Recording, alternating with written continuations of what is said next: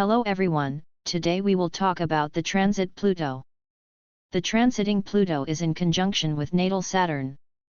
The way the transiting Pluto behaves in conjunction with natal Saturn depends on the position of the natal Saturn.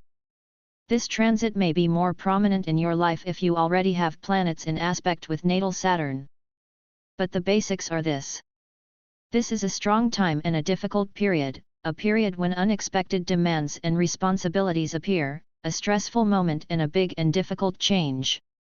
The whole structure on which you have based your life is changing, receiving the rewards you deserve or facing past karma, and your first reaction to any changes that come into your life is to stick to those things that once symbolized your security and are now attacked.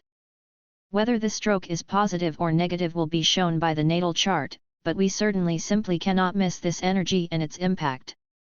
It seems like every weak connection in your life has decided to end at this point and you need to get rid of those attachments to some aspects of life, even though they used to give you a sense of security, and embark on a period of change and regeneration.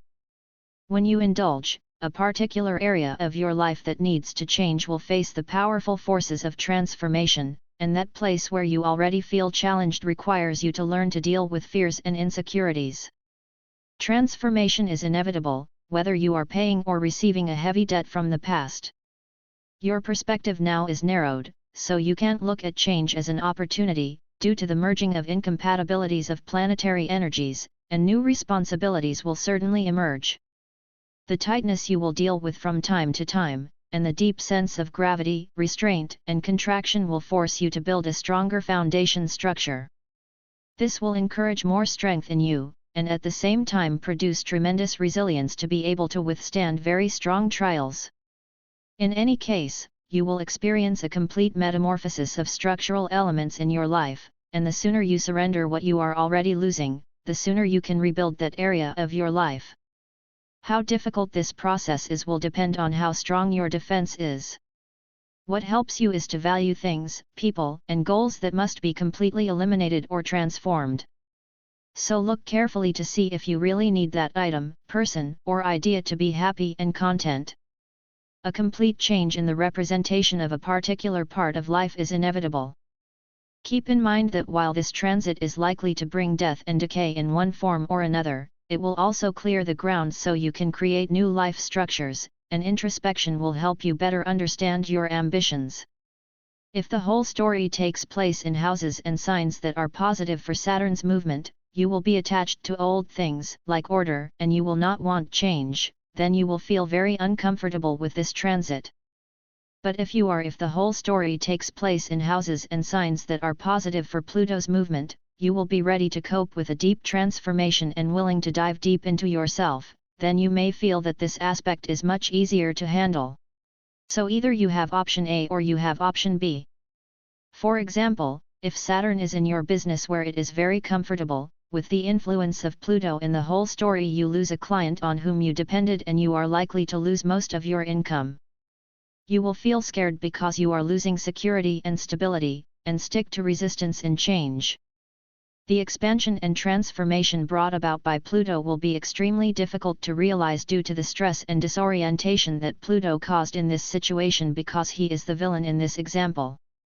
So the loss was brought by Pluto, who most likely killed the client, thus due to his awkward position and hampered the necessary transformations. This is just one of many examples, but as we have stated, the key to everything is the natal chart, as in many transit attacks, whether they are good or bad. Ask yourself why you identify with a particular object, position, or person and how you feel about becoming more or less alone if you lose it. It is necessary to establish who is in what position in order to make the best use of transit. So if we would like to briefly summarize this transit, this is not the time to take your attitudes towards the life goals of a certain area for granted, but that you are really looking for an explanation for them so that you can focus your life on a course that is satisfactory at all levels.